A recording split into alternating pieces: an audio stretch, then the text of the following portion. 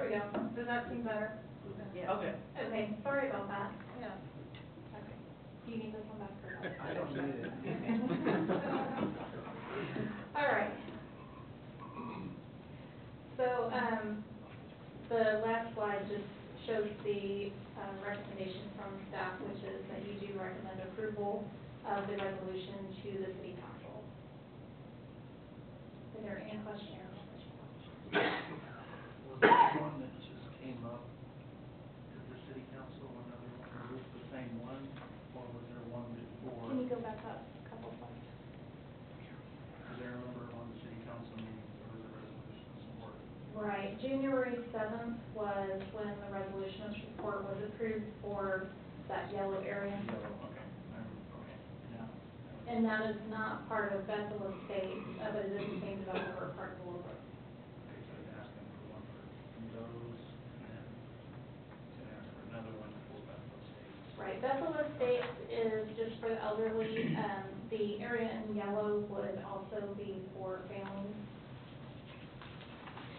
Okay.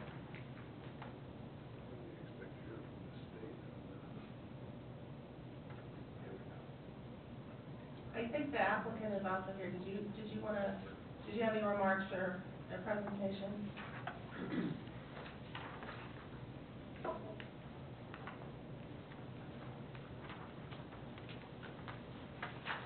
Oh, Mr. Rhodes, will you please state your name and address for the record? My name is David Rhodes, 335 West Madison, Gardner campus. Thank you.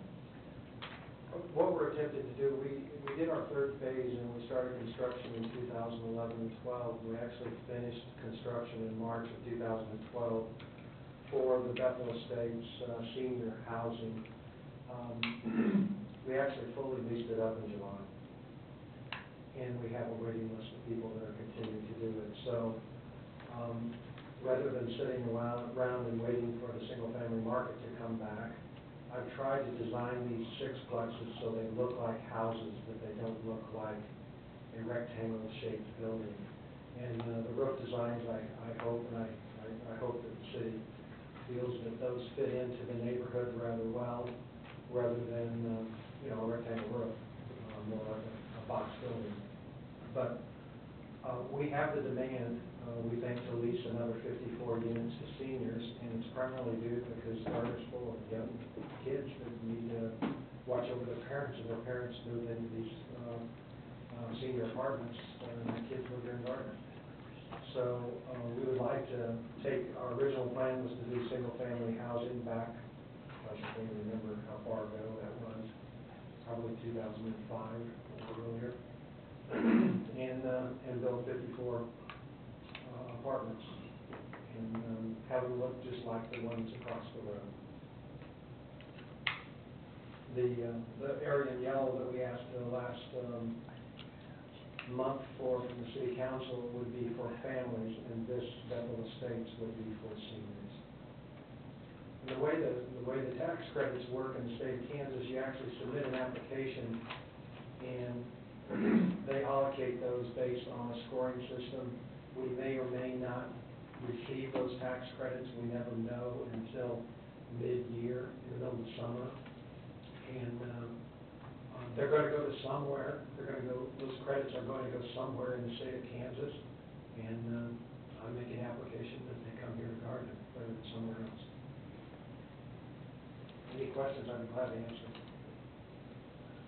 On your first two phases, how busy are your clubhouses now? I saw that the third phase did not have a clubhouse. The first phase had nothing, not a leasing office or community center. The second phase had a leasing office that sits right there on Madison, just off that private drive to the west.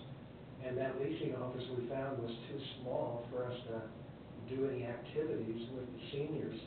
So in the phase 3, we actually carved out 2 of those lots that you'll see on the kind of the northwest corner of the yellow.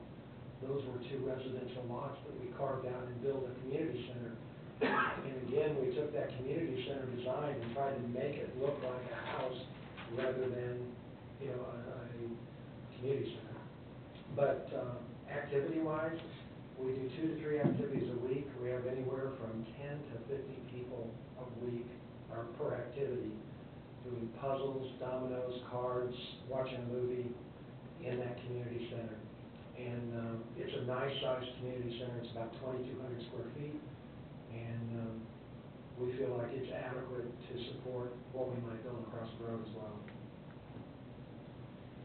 And as we're not looking at the design of that tonight, that would be my only concern with the number of, if you're adding another 54, you have 2 clubhouses for 132 right now. Well, we have a leasing office. Leasing office. And then we have a community center. It's listed in here as a clubhouse. So. Right, right. It's a leasing office that we primarily use just for leasing. People come in and sit and talk and visit, but you really can't do a whole lot of activities in that leasing office. Thank you. I think that's, I don't think we have any other questions. If we do, we'll find that. Okay. Did, any other commissioners want to allow the public to speak in public too? I'm fine with that. If there's any public that would like to speak on this, this is not a public hearing, we just wanted to have any input if anybody was out there. Okay, thank you. How would the commission, like to proceed? But I'm fine with the resolution, or supporting a resolution of support, which is, what are we doing? We would be We would be recommending, recommending You'd be to recommending- forward. Forwarding the resolution. city council would be Right. doing a resolution of Right. support for Right. the tax credits. We would Right. be Just be recommending recommending. to forward it to the city council? We don't really have Recommendation. a defined process per se for this. We felt it was important that it come to the planning commission first since it had not been zoned. So what you would be doing is recommending that the council approve the resolution or not the resolution. And the reason for that is because it would be a higher density there than the R1. Primarily just because of the zoning change required, you can't change land use or zoning, you can't make any kind of decision like that outside of the zoning process. Since the planning commission is, conducts the public hearing and is very involved in the zoning process, to at least have you look at it before it goes on to council. It would still have to go through that public hearing process. This is not approving the rezoning, it's not approving the use. Just saying that this is something that we support exploring more. So we won't even see the rezoning request if the tax credits are not approved by the state then? The rezoning will probably, the application will probably come in before those credits or tax credits are awarded. So you will probably see the rezoning application before that.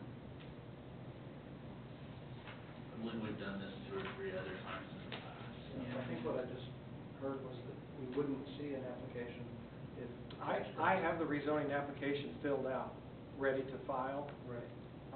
depending on what happens tonight. So, without the tax credits, But without the tax credits, I probably wouldn't follow through with the actual rezoning.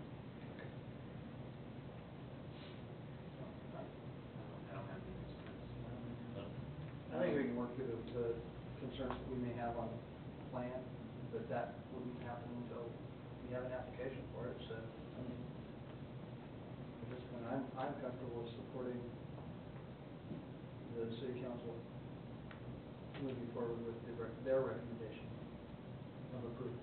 So we So need, make a motion. yeah, we need a motion, I believe. I move that we go ahead and forward the resolution of support for Bethel Estates Board to the city council with a recommendation for approval. I second it. Okay, it has been moved by Commissioner Pop and seconded by Commissioner Burnett to forward the resolution of support from Bethel Estates Board to the city council for recommendation of approval. All those in favor? Aye. All those opposed? Motion passed.